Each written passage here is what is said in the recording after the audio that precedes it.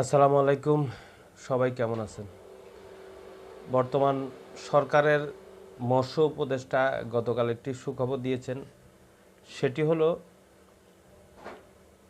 আগে নিজের দেশের মানুষ ইলিশ মাছ খাবে, পরে অন্যরা।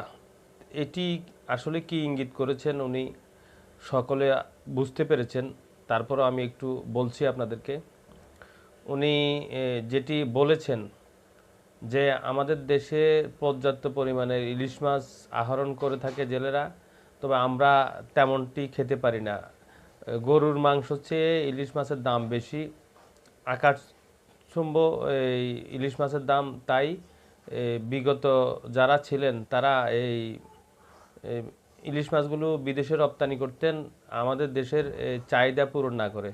তো মৎস্য উপদেষ্টা যিনি নতুন সরকারে হয়েছেন তিনি ইতিমধ্যে কালকে ঘোষণাটি দিয়েছেন। এটি নিঃসন্দেহে একটি সুখবর।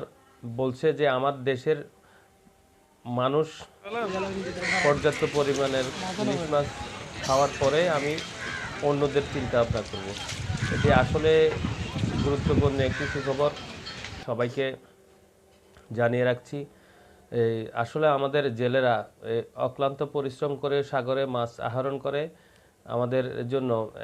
একটি বোট এই 10-15 জন 20 জন জেলে মিলে সাগরে 15-20 দিনের জন্য চলে যায় মাছ আহরণ করার জন্য।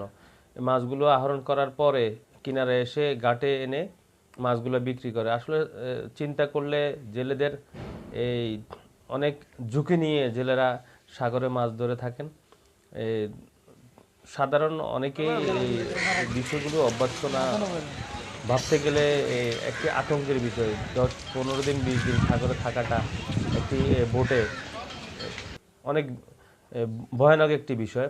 তো এত পরিশ্রম করে সাগরে মাছ ধরে আনে, আমরা কিন্তু পর্যাপ্ত পরিমাণে ইলিশ মাছ খেতে পারি না। অতীতে আমরা এ ধরনের হয়েছে। তবে আসার বিষয় হচ্ছে সুখবর শুনিয়েছেন আমাদের নতুন সরকারের মৎস্য উপদেষ্টা।